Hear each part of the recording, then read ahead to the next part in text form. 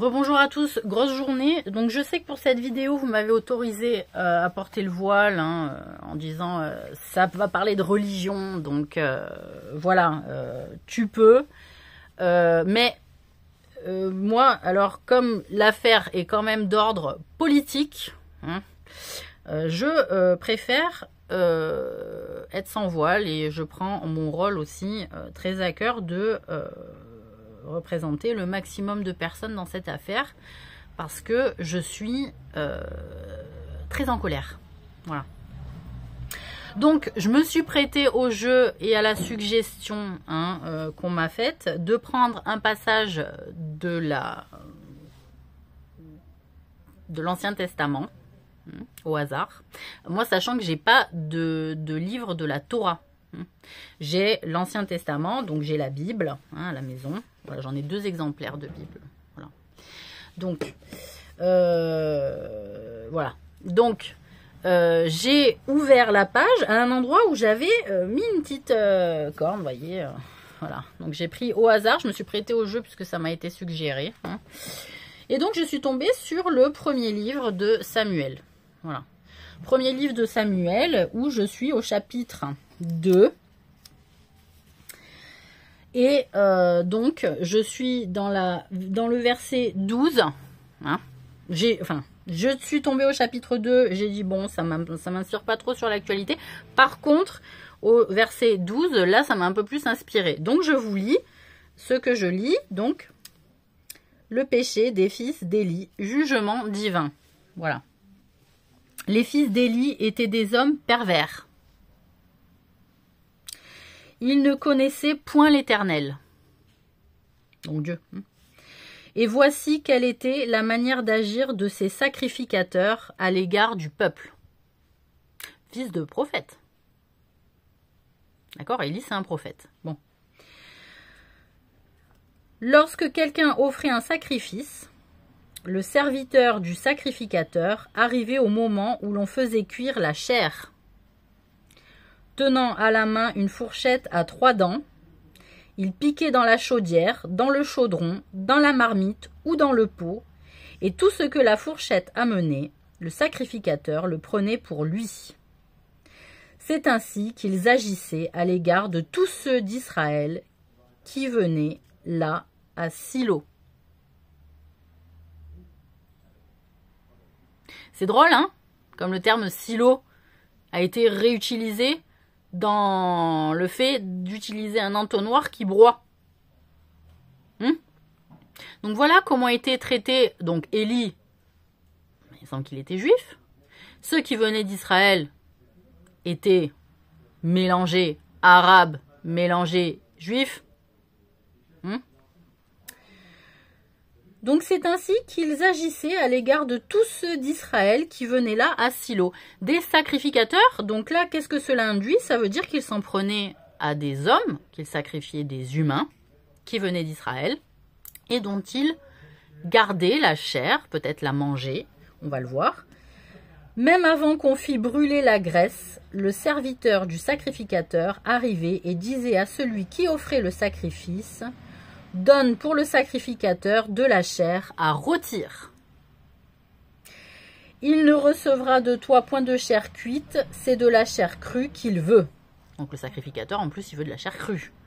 Non mais, vous voyez, quand je parle de satanisme, j'ai bien peur que ce genre de pratique ait survécu jusqu'à nos jours.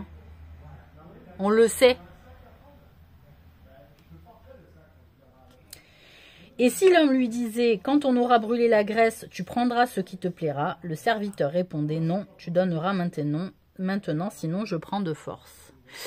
Bon. Ces jeunes gens, verset 17, ces jeunes gens se rendaient coupables devant l'Éternel d'un très grand péché. D'accord, donc c'est clair que c'est un péché, voilà. Parce qu'ils méprisaient les offrandes de l'Éternel. Donc là, le sacrificateur qui lit ça, il dit, il comprend quoi? Qu'est-ce qu'il comprend? Il comprend que c'est le fait de refuser de la chair cuite qui est mauvais devant l'Éternel et que donc c'est pas la chair crue qu'il faut manger. D'accord?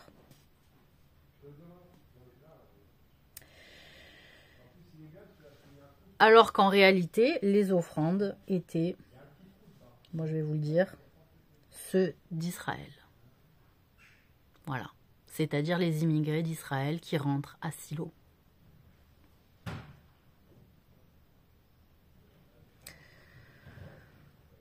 Voilà, quand on dit les fils d'Élie étaient des hommes pervers, ils ne connaissaient point l'Éternel, c'est clair. Et voici quelle était la manière d'agir de ces sacrificateurs à l'égard du peuple.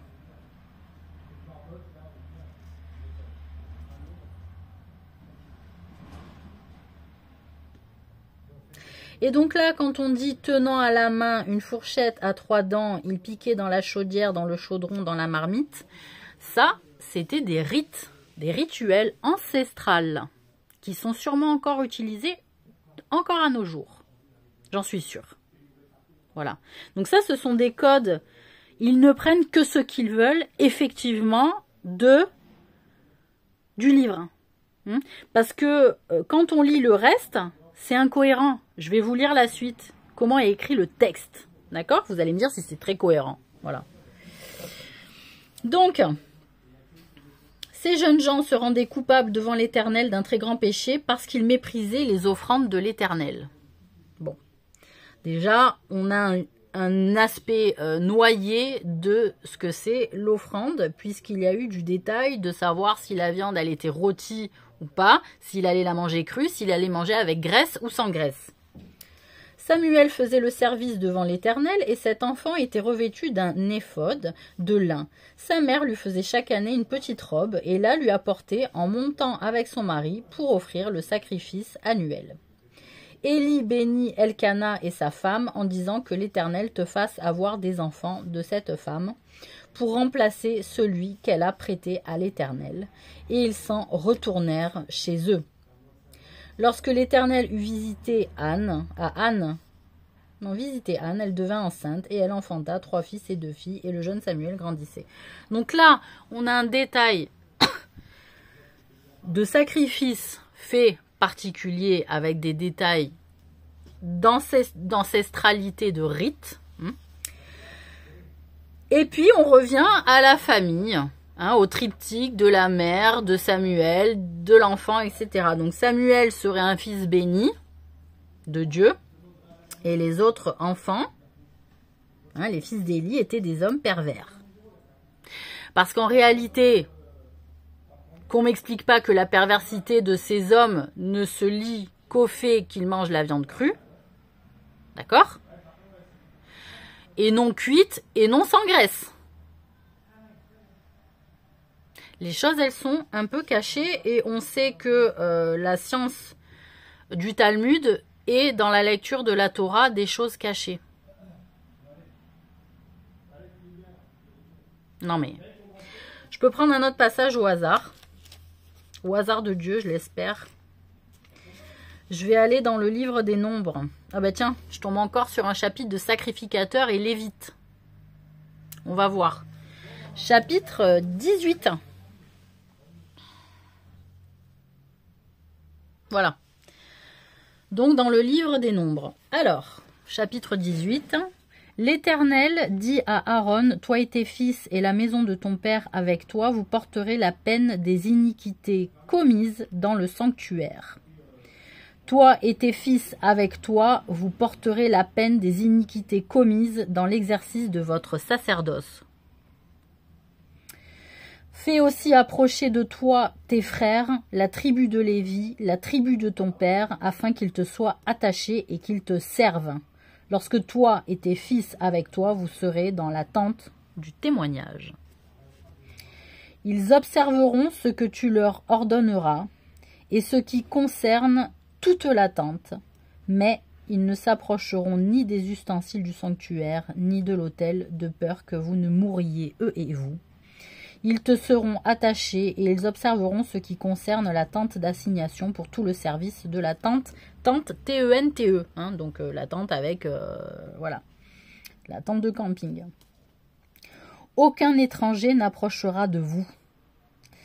Vous observerez ce qui concerne le sanctuaire et l'autel, afin qu'il n'y ait plus de colère contre les enfants d'Israël.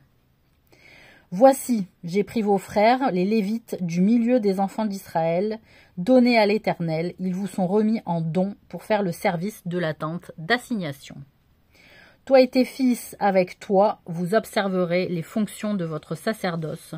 Pour tout ce qui concerne l'autel et pour ce qui est en dedans du voile, c'est le service que vous ferez. Je vous accorde en pur don l'exercice du sacerdoce. L'étranger qui approchera sera mis à mort. L'Éternel dit à Aaron, « Voici de toutes les choses que consacrent les enfants d'Israël, je te donne celles qui me sont offertes par élévation. Je te les donne à toi et à tes fils comme droit d'onction par une loi perpétuelle. Voici ce qui t'appartiendra parmi les choses très saintes qui ne sont pas consumées par le feu.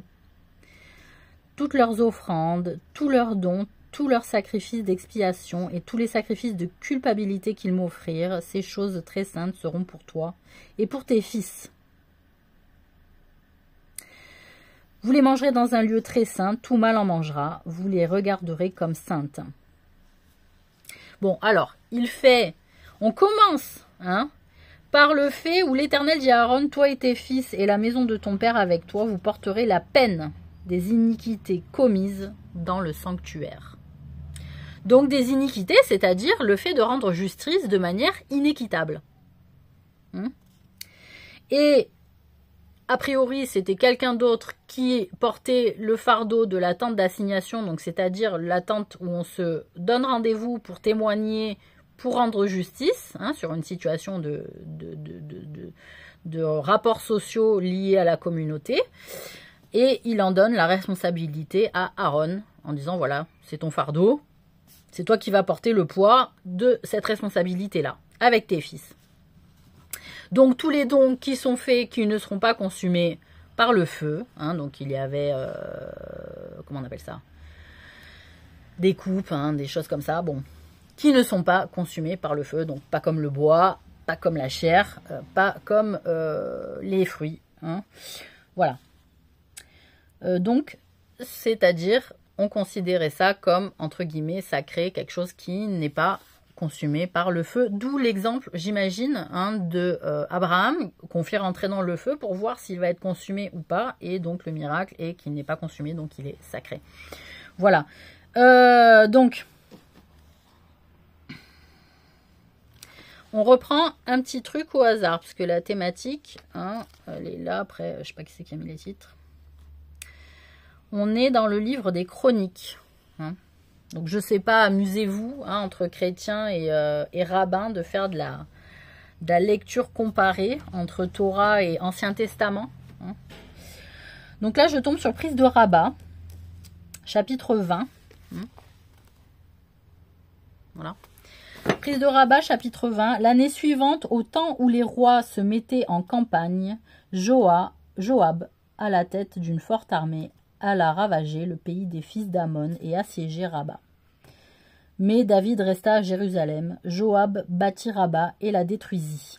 David enleva la couronne de dessus la tête de son roi et la trouva du poids d'un talent d'or. Elle était garnie de pierres précieuses. On la mit sur la tête de David qui emporta de la ville un très grand butin. Il fit sortir les habitants et il les mit en pièces avec des scies, des herses de fer et des haches.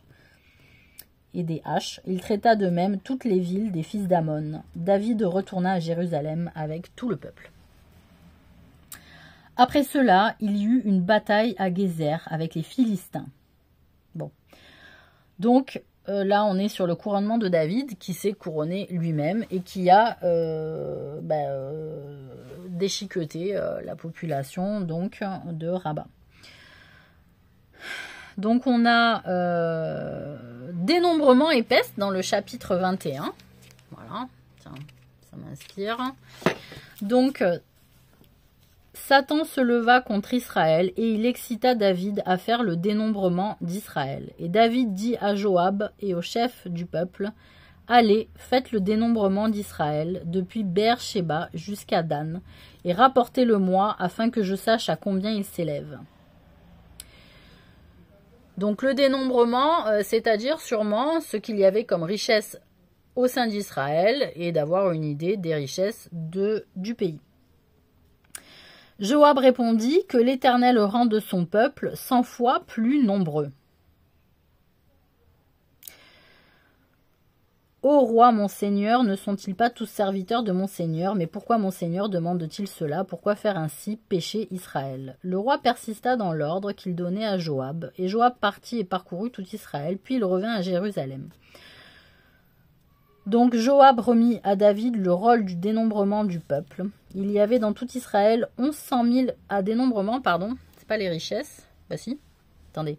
Il y avait dans tout Israël 1100 000 hommes tirant l'épée et en Juda 470 000 hommes tirant l'épée. Ah, c'était pour les combats. C'était pas pour les richesses, c'était pour les combattants, les hommes combattants. Il ne fit point parmi eux le dénombrement de Lévi et de Benjamin, car l'ordre du roi lui paraissait une abomination. Cet ordre déplut à Dieu qui frappa Israël. Et David dit à Dieu, j'ai commis un grand péché en faisant cela. Maintenant, daigne pardonner l'iniquité de ton serviteur, car j'ai complètement agi en insensé. L'Éternel adressa ainsi la parole à Gad, le voyant de David. En réalité, il me semble, maintenant que ça me revient en mémoire, que le juif ne pouvait pas combattre. Donc, comment on appelle ça? Ils allaient en Israël de manière à ne pouvoir être protégés, puisque c'était un pays considéré comme juif. Et donc, ils étaient à l'intérieur, en sécurité. On ne les obligeait pas à se battre. Parce qu'en réalité, pourquoi aussi beaucoup de juifs étaient faits esclaves ou risquaient de se faire esclaves? Parce qu'ils avaient reçu l'ordre de Dieu de ne pas combattre. Et c'était toute la difficulté d'être juif aussi. Donc il fallait patienter. Et donc généralement les gens restaient liés entre eux de manière à ne pas se battre. C'est pour ça aussi qu'il était compliqué pour Moïse quand il a dû fuir Pharaon. C'est-à-dire on n'a pas le droit de se battre, donc on est en fuite. Parce qu'il y a beaucoup de gens qui ont dit pourquoi il ne s'est pas battu. Mais en réalité, l'ordonnance des Juifs de Dieu, c'était de ne pas être un peuple de belliqueux, donc de combat. Donc là, quand on a un roi, David, il me semble que je m'en souviens de cette histoire. Quand on a le roi David qui demande combien il y a d'hommes armés ou capables de se battre en Israël, là, c'est-à-dire... il met à mal la règle de Dieu, comme quoi il n'a pas à se battre. Mais alors, la réalité aussi, c'est que la question se posait de dire, ils n'ont pas, moi ce que j'avais dénoncé à l'époque, peut-être je suis un peu responsable aussi de cette demande-là de David, je sais plus. C'est que ce que j'avais constaté à l'époque, c'est que de fait qu'ils n'étaient jamais combattants, les Juifs, à l'époque, cela les rendait, on va dire, forts en manipulation sociale. Parce que de fait qu'ils ne prenaient pas les armes, ils ne sentaient pas le risque de mourir. Et donc, ils étaient beaucoup dans la manipulation de survie ou de s'enrichir sans avoir à combattre, puisqu'ils étaient toujours protégés du combat et donc trouvaient souvent protection auprès de rois. Voilà, ils pouvaient développer leur religion, leur temple, etc. Et ça en faisait des personnes très fortes, puisqu'ils avaient aussi des impôts, les rabbins avaient des impôts qu'ils demandaient à la population pour que le culte juif continue de survivre. Et donc, ils demandaient des sommes régulièrement et parfois de fortes sommes augmentées aussi auprès du peuple. Et auprès du peuple, parfois aussi non-juifs. Ça arrivait. Selon ce que laissait faire le gouverneur sur le territoire où les Juifs étaient en place forte en termes religion, ça arrivait qu'ils puissent demander une impôt même aux non-Juifs. Et si le gouverneur, entre guillemets, ne voyait que par les rabbins de l'époque pour gouverner, les rabbins prenaient le pouvoir. Et le problème, c'est que parfois, ils impliquaient le peuple juif, le peuple non juif, parce que les juifs n'avaient pas le droit au combat, la population non juive, si je me souviens bien, impliquaient la population non juive de manière à combattre pour enrichir le territoire, et dont les juifs et les rabbins. Et moi, ce que j'avais dénoncé à cette époque, c'est pour ça que peut-être l'idée que David a eue vient de moi, à l'époque, c'est que je disais, quand t'as pas goûté la difficulté du combat, peut-être que tu te rends pas compte de la réalité de la survie et du prix que ça coûte d'aller se battre pour des raisons parfois qui ne sont pas les nôtres. Et que parfois ils investiguaient tellement le pouvoir que c'était au détriment de la population non juive et qui devait aller se battre. Voilà, nous on peut pas, on est juifs, mais il y a des rabbins qui prenaient aussi part à la manière de commander du pays. Ils ont pris de mauvaises habitudes, certains. Sachant aussi que ça se liait avec le polythéisme plutôt facilement, qu'il y a eu des rappels plusieurs fois de fait, on voit bien les fils d'Élie qui sont pêcheurs et qui sont sacrificateurs à tour de bras, donc qui peuvent se rapprocher de méthodes ancestrales polythéistes. Et il y a eu des rappels, et c'est pour ça aussi que Dieu a été en colère contre les fils d'Israël en disant: vous suivez pas la religion monothéiste, vous ne me servez pas, je vous exile. D'accord? Donc si aujourd'hui vous êtes revenu en terre d'Israël pour faire le même boulot, c'est-à-dire être polythéiste et pas monothéiste, et mépriser les gens qui portent le juif orthodoxe vrai, dans les propres murs de la terre de Judée, parce que ça me gonfle, moi, Israël, Palestine, la terre de Judée, point barre. Voilà. Donc, voilà. Ce que j'ai envie de dire, c'est que c'était une source de protection, mais à un moment donné, c'est vrai que ça demandait protection auprès d'autres personnes, parce qu'ils ne pouvaient pas se protéger eux-mêmes, les juifs. Parce qu'ils n'avaient pas droit au combat. Donc, on respecte l'ordre de Dieu dans un sens et puis pas dans l'autre. Les juifs, normalement, ils n'ont pas le droit de se battre. Voilà. C'est pour ça aussi qu'il y a eu, pendant la Seconde Guerre mondiale, les Allemands, ils ont dit, attends, on va mettre à profit ce truc-là. On va mettre à profit. Les sionistes, ils sont intéressés à la Torah tout d'un coup. Ils sont devenus religieux comme ça. Mais c'est-à-dire en jouant des deux coudes. C'est-à-dire on s'intéresse et puis en même temps les vrais, ceux qui se combattent pas, on va pas s'en servir parce que ils en ont fait fi de l'ordre de pas se battre pour les juifs, les Israéliens quand même. On est d'accord. Ils passent tous le service militaire là-bas. Voilà. Donc voilà, moi j'en ai marre un petit peu, moi j'en ai marre de cet ordre de Dieu. Donc ils en ont fait, eux aussi ils en ont eu marre, ils ont pris les armes, Mais au départ, voilà, les Juifs doivent vivre de ce que donne le pays qui les protège. C'était ça.